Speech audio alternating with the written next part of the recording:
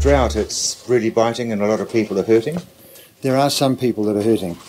People that have taken less care to organise themselves early when the dry spell came are feeling the pinch the most. We've got the added pressures of the dairy payout being lower than desired, and also we've got the fact that we've got quite a few people farming in Canterbury now that have only been here for a short time, that have come to expect that what we call wet years here in Canterbury is normal, whereas in fact this year is more normal than what we've had for the last 10 years. There's plenty of warning. There was, but it's like most things, you can be warned, but until it bites you in the butt, then you don't always take as much notice as you should. So what sort of rescue systems are there in place? The big things are now is for people to actually accurately assess the situation that they're in, to understand how much water they've got if they're irrigators, or what their stocking rate is in terms of what feed's available on their farms now.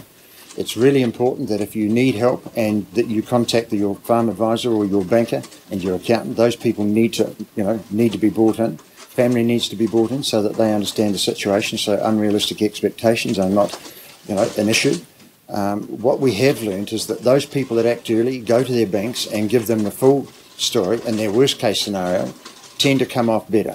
It means that banks can understand that they're proactive in dealing with the issues, and it tends to show them as being better operators, which also gives confidence to banks.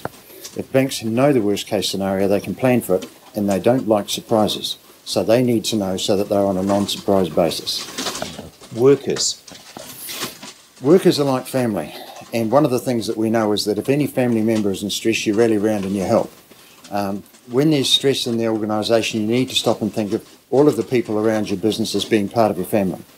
And that means making sure that their families are also okay. So regular meetings, regular talks and updates in terms of what's actually happening on farm, keeping them out of the loop does not help. And sometimes just getting their input can actually solve some of the problems that you have. So communication is always the key in this. Destocking? Are people destocking and destaffing?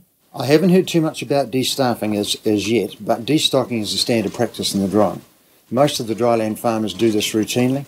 The old days they would have all of their lambs off before Christmas, and they would be getting off their cull ewes in early January, and running it right down. Well, I know some farmers now who are down to almost no stock, and later on, if they've got feed because they had no pressure for stock, they can then buy in. Whereas others who are heavily stocked now and hoping that it will rain may be in some difficulty. The rain today is really, really nice. People will be smelling the nice crisp air that we've got and saying, this is wonderful. But it's not a bad start. It's only a start. That's right.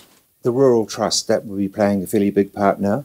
Yes, they've been getting busier, which is good because that's what they're there for. Anybody who has any problems at all that they're not quite sure how to deal with, an easy contact is 0800 Farming, which puts you in the hands of our Federated Farmers, people who can direct you to the services that you need, regardless of which service it is, whether it's help through the Rural Trust or whether it's help through farm advisory or government agencies.